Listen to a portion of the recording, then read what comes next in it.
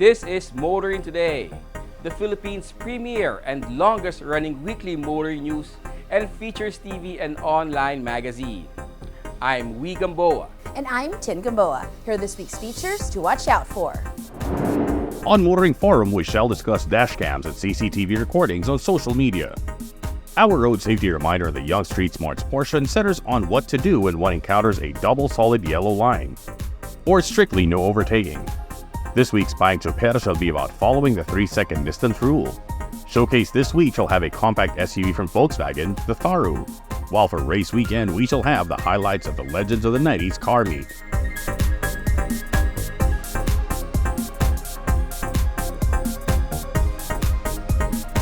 All these plus the latest news in transportation and traffic management, as well as developments in the automotive industry, are on this week's episode of Motoring Today. Join us.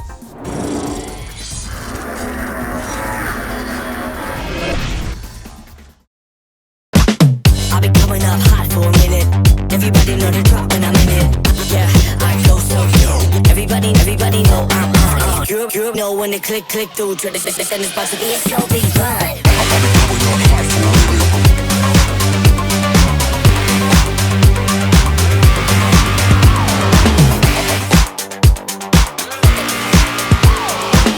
I've been coming up hot for a minute.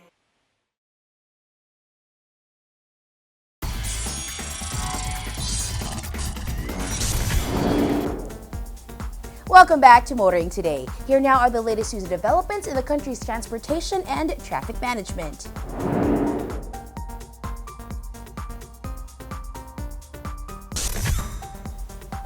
The LTO is making it more convenient for student drivers to complete and pass the theoretical driving course, a requirement for getting a student driver's permit. The Land Transportation Office has started implementing an online platform to make it more convenient to complete the theoretical driving course, a requirement for applying for student's permit and driver's license. In a statement, LTO Chief Vigor D. Mendoza II said the Online Theoretical Driving Course, or OTDC, is a program designed to offer student drivers the option of undertaking the required TDC online. The online platform will give individuals, especially professionals and students, balancing work or academic commitments, the flexibility to complete the course within the comfort of their homes, at their own pace, during their free time, at the office, or any location that suits them, he added.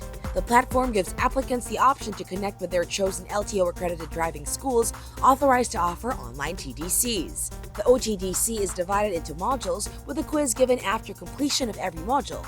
Applicants must obtain a passing score of at least 80% to proceed to the next module. After passing all modules, a certificate of completion is emailed to the applicant, who still must go to the driving school for the final validation examination.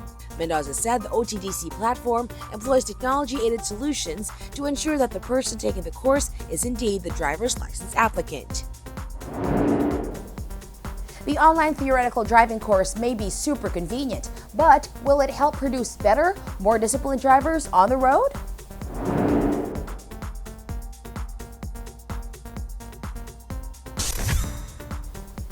Meanwhile, old and unconsolidated jeepneys are still being allowed to ply certain routes, but this doesn't mean the modernization program is being suspended or abandoned. The Senate has passed a resolution urging the President to suspend the PUV modernization program that would phase out aging traditional passenger jeepneys. The resolution, signed by 22 of 23 senators, said the program should be suspended to address what they describe as valid and urgent concerns raised by transport groups. However, the President has rejected the call, arguing that majority of the transport operators support the modernization program. In news reports, the president pointed out that 80% of jeepney drivers and operators nationwide have already complied with the requirement to consolidate into cooperatives or corporations to benefit from the incentives to modernize under the program. This was confirmed by Department of Transportation Undersecretary Andy Ortega. Umabot po tayo ng 83%, yung final number na po natin base po sa deadline ng April 30. Dalawang grupo na lang po ang natitira na talagang ayaw pong sumama sa konsolidasyon. The president was quoted in news reports as saying that transport groups opposing modernization are in the minority. We listened to the majority and the majority said we should continue this. So that's what we will do. Well, the 80% of traditional jeepney operators and drivers that have consolidated move to replace their units with modern ones within the timeframe mandated by the DOTR? The answer to this question will determine whether the program succeeds or fails.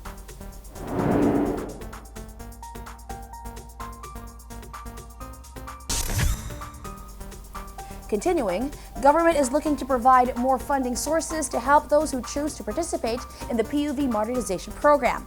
One source is a plan to buy old jeepneys. The Department of Transportation is working on a plan to buy old jeepneys from operators and drivers to provide them with additional capital for purchasing new units. This was revealed by Transportation Secretary Jaime Bautista in a letter to the Senate after it called for the suspension of the modernization program. Bautista said the Vehicle Useful Life Buyback Program seeks to eliminate ELVs from the road and prevent their use as colorum vehicles. The program will also provide fresh capital to operators and drivers for procuring modern units. The buyback program will supplement the subsidies already being provided to transport service entities or TSEs under the modernization program, as well as easy payment loans from private and state-run banks. Bautista told senators that the DOTR has already disbursed $2.26 billion in subsidies to 486 TSEs. The letter to the senators is meant to convince them that suspending the modernization program would mean wasting the money and effort already spent to modernize the transport system. Those opposed to modernization have been arguing that despite the subsidies, modern units are still unaffordable. The buyback program could help change their views.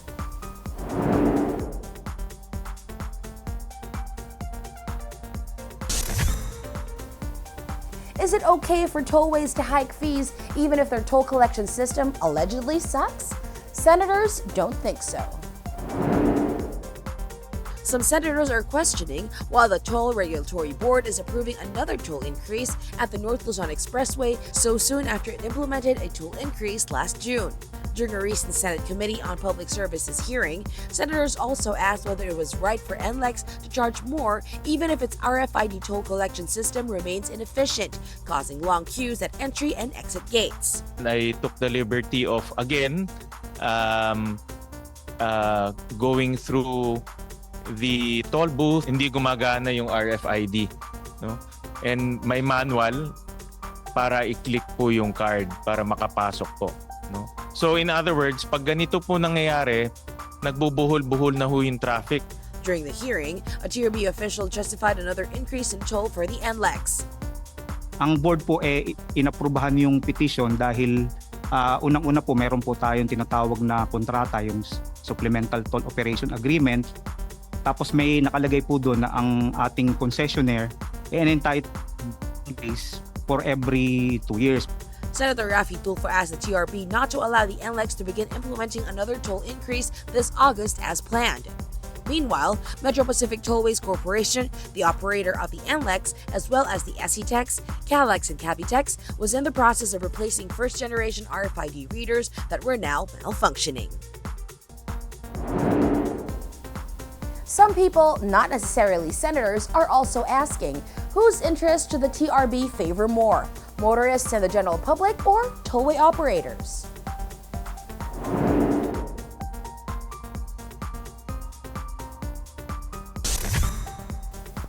And those are the latest news developments in transportation and traffic management. Coming up next is Motoring Forum.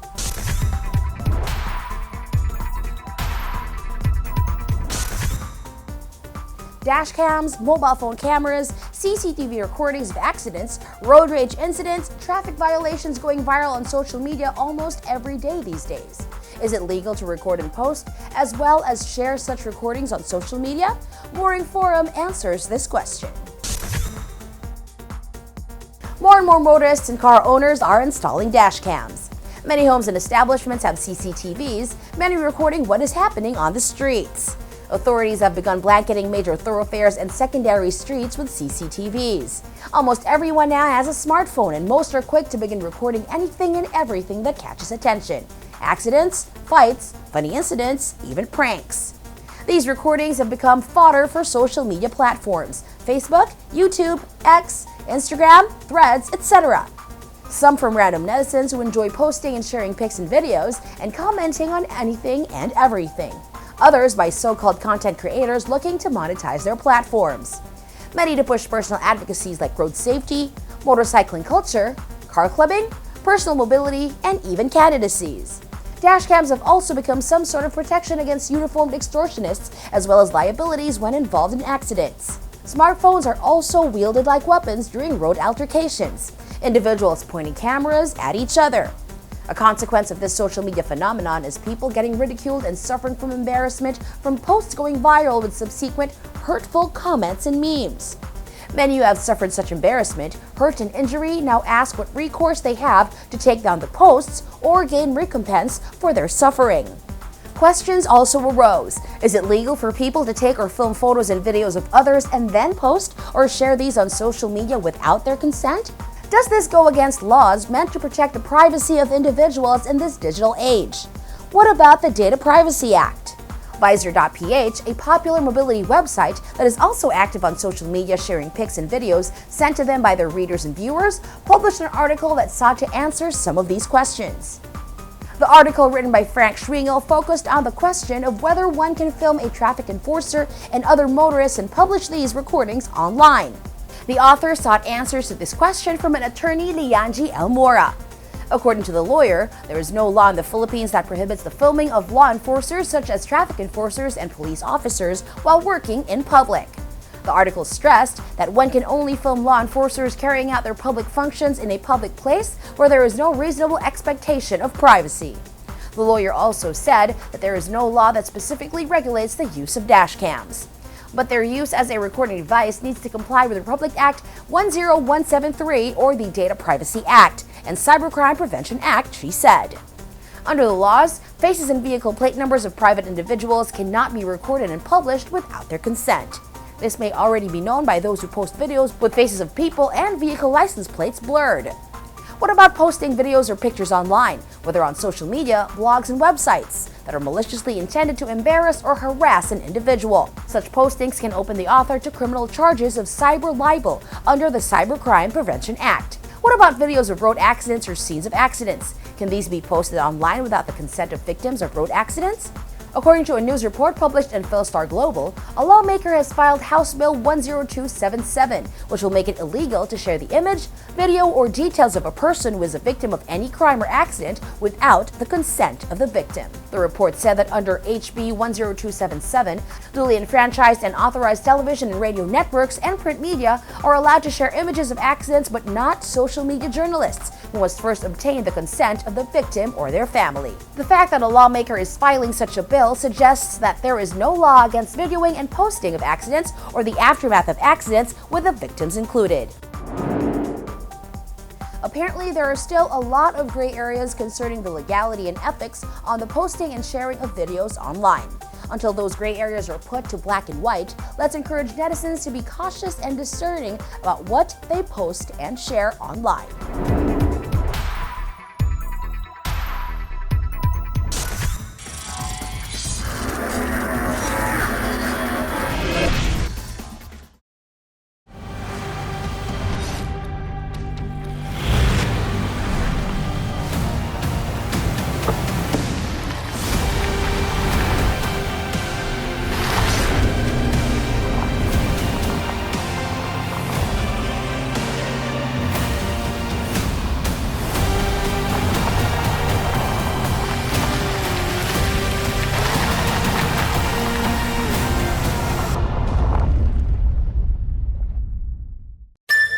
Every day the same?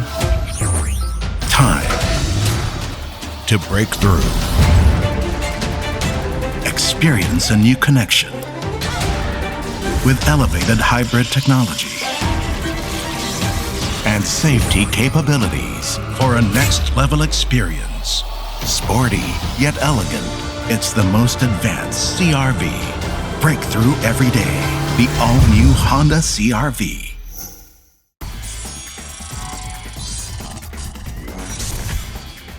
There's a lot to learn about being safe and smart on the road. We young ones always need to make ourselves smarter and safer about motoring.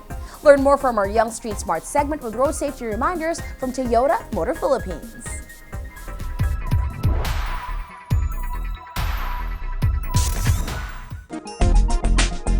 Kadalasang makikita ang double solid yellow line sa mga tulay.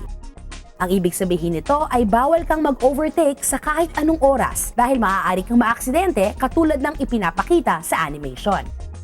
Roads that have double solid yellow lines are often busy, so be a responsible driver at huwag mag-overtake.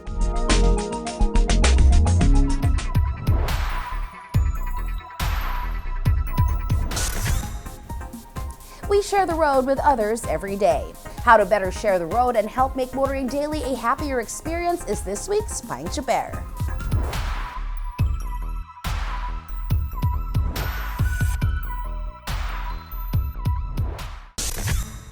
Payong tsuper lang, kaibigan. Ako si Rodrigo, isang kapwa niyo tsuper. Siguraduhin may sapat na espasyo pagitan ng inyong sasakyan at nasa inyong harapan sa tuwing namamasada. Maaari mo itong gawin sa pamamagitan ng pagsunod sa 3-second rule, kung saan ikaw ay maglalaan ng 3 seconds of space sa pagitan mo at ng sasakyan sa iyong harapan. Humanap ng palatandaan sa gilid ng kalsada. Kapag nakita mong nakalampas na dito ang sinusundang sasakyan, saka ka umabante at sumunod. Tandaan sa pamamagitan ng pagsusunod sa 3-second rules, maiiwasan ang gitgitan sa kalsada.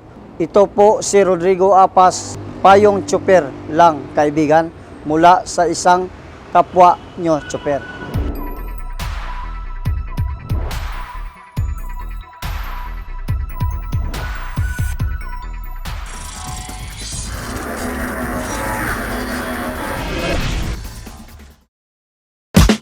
I've been coming up hot for a minute.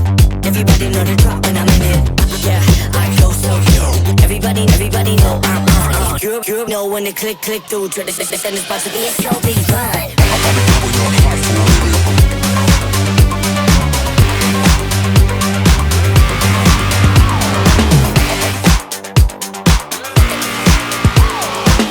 I've been coming up hot for a minute.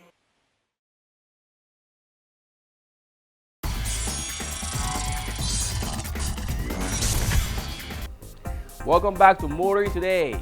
World of Motorsports is next.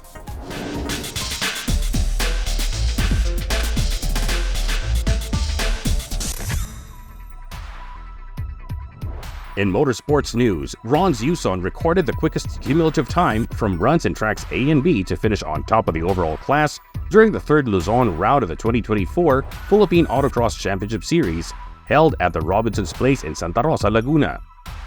Zuson was also quickest in the open class.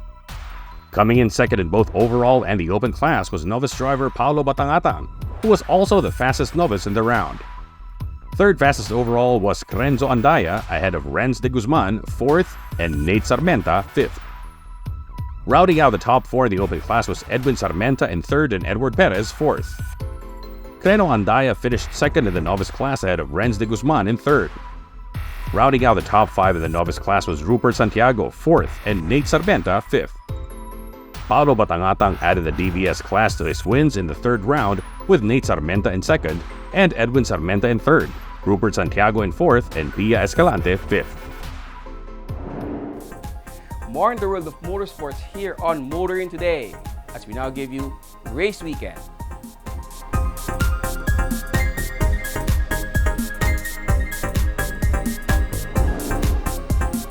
This race weekend takes us not to a racetrack or a race, but a look back in time to the 90s when cars looked fast and racy.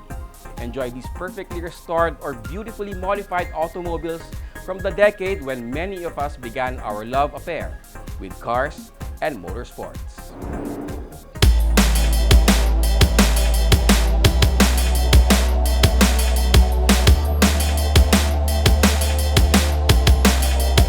way back 2015. This started out as a meet among friends who are very passionate about 90s cars.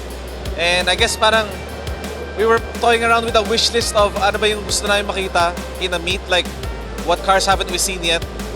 That started out that way, and then yun, it snowballed into what you see now. Na parang it's 400 cars, different brands, different models, different rarities.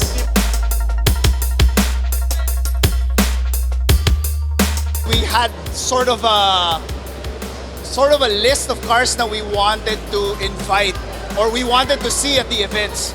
So given that, we organized this curating system where we really handpick, as in one by one namin pag nag-submit kayo sa form namin once we open, we really go through everything and make sure that all the cars are cream of the crop, na talagang all properly built with a certain theme or a certain style that we're really after, whether it's something na medyo modern or something that harks back to the 90s era na setup. Mostly, ang inaano lang naman is prepare nila maayos yung kotse, presentable, like mag-effort din sila para pag nag-apply sila ng opening ng Legends, ma-curate namin mabuti kung sino yung gustong makapasok dito and all. Yun lang naman. The good news nowadays, medyo alam na ng mga tao ano yung mga proper etiquette, conduct para sa mga meets. So now medyo madali na kontrolin in a way. Hindi kagaya before na talagang malala. Siyempre may mga ilan na sumusubok pa rin, pero konti na lang. And pag nahuli sila, alam nila kagad na, oops, sorry. So di mo natin maiwasan yun na lahat mababait. Pero at least, pag nahuli, they say sorry kagad, alam nila yung ginagawa nila eh. We periodically open, what do you call this, yung invitation to people to submit their builds. Siguro mga twice a year we open it, right? So this is our year opener event, and normally we would have something maybe that towards the end of the year to end the year. So though it's during those times na parang we open it. For us, ang 90s era ng mga kotse, this is the golden era of cars. As much as possible, we really encourage everyone to try out and build one of these cars to their own satisfaction. Do it for what you want, do it for what you love. Every time we open our entries, please feel free to join us.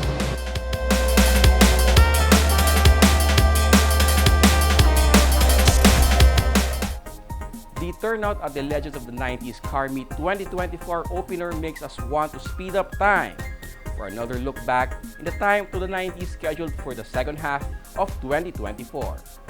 Car nostalgia is a powerful thing.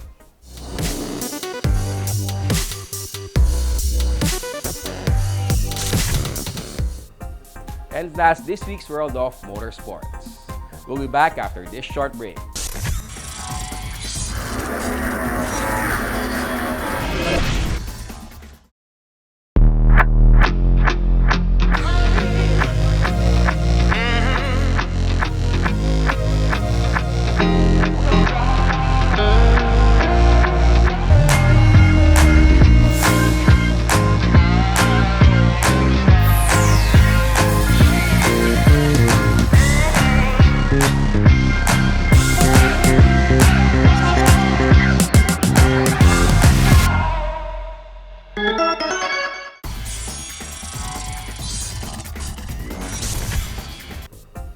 Our Car of the Week is next on Showcase, courtesy of Prudential Guarantee.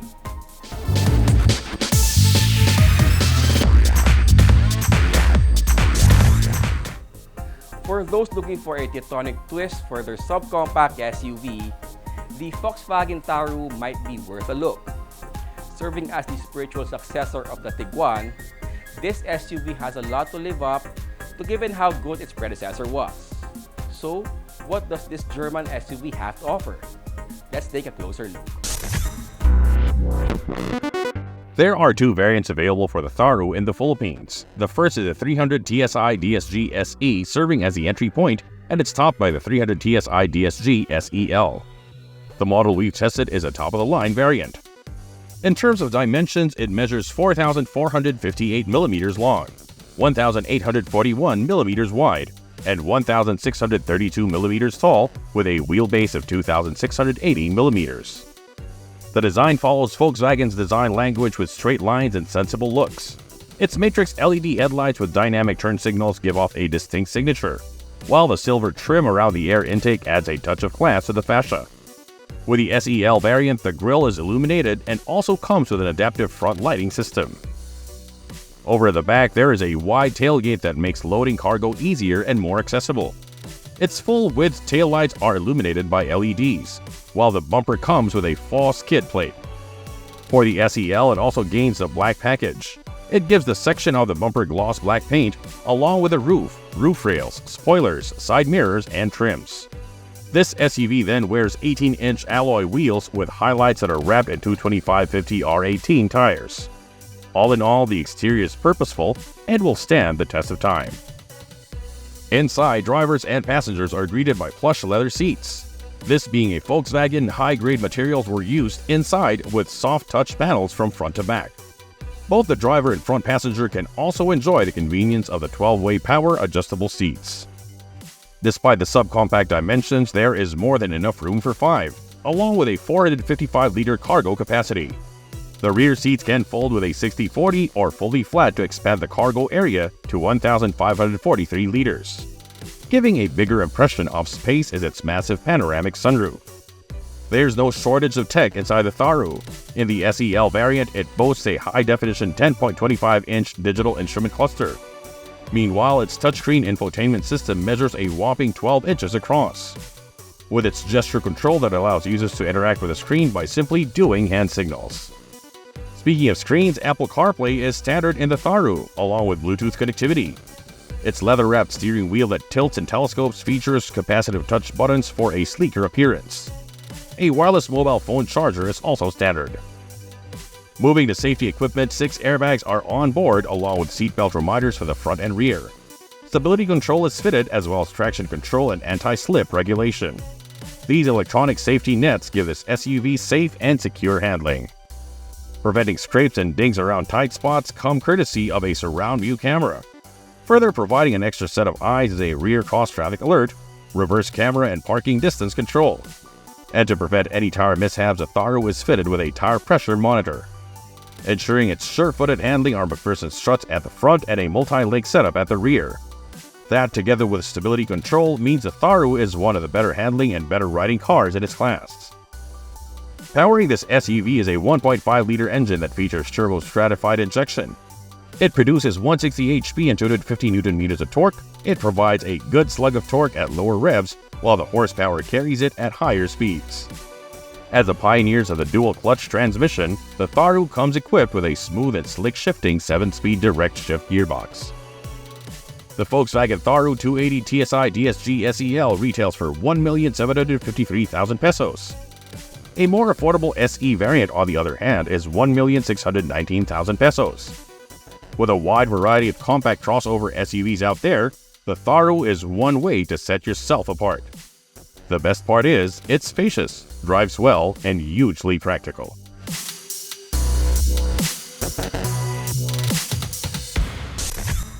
If you are among those who prefer SUVs over sedans for your daily drive and are looking to own one with the cachet of a European or German brand, the Tharu makes a very affordable first Volkswagen.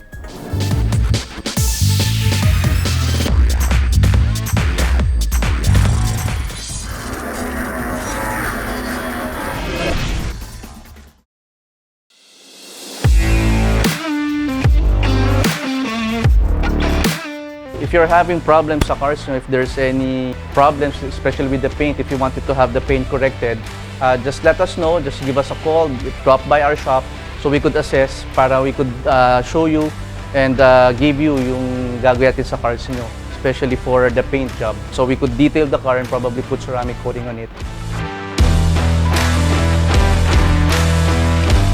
Our shop also offers ceramic coating, interior, exterior, engine, and glass detailing. We also offer premium car wash. We also do paint job, certain panels na kailangan natin i-repaint. So we also do that. We also do a wash over paint also for cars. So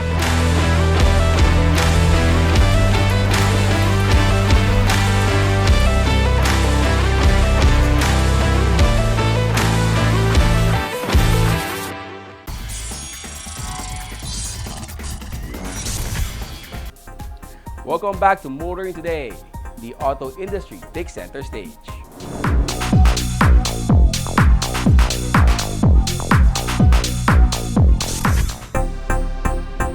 Jetour Philippines hosted a fun Saturday for its customers, dealer partners, and members of media with a basketball clinic and games at the Kerry Sports Arena at Shangri-La The Fort, Manila. PBA veteran and Jetour ambassador Doug Kramer and son Gavin conducted the basketball clinic for children of Jetour vehicle owners and members of media. The fun weekend emphasized team play, physical fitness, camaraderie, and sportsmanship, hallmarks of the kind of active lifestyle espoused by Jetour with its roster of superbly engineered and designed SUVs, crossovers, PHEVs, and EVs.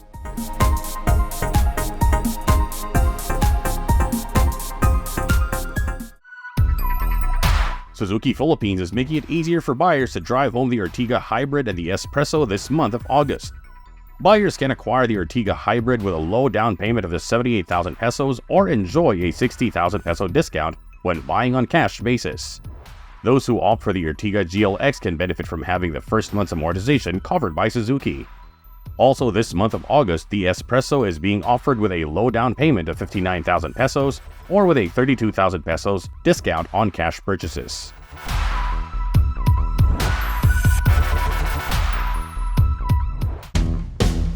The Department of Science and Technology Science Education Institute has named the winners of the 7th edition of the I Make, We Make, Create, Innovate, Collaborate competition held in partnership with Honda Cars Philippines. This year's winners of the Youth Innovation Prize Award are Limay Senior High School for its efficient code recognition and enhanced auditory device or EC Read, a reading assistive device for visually impaired. Iligan City National High School for its Sagana, or Smart Agriculture with Greenhouse Automated Nebulization and Artificial Intelligence Assessment. And Bansud National High School, Regional Science High School for Mimaropa for its Aquastellar, an alternative and low-cost portable lamp using various electrolytes derivative solutions.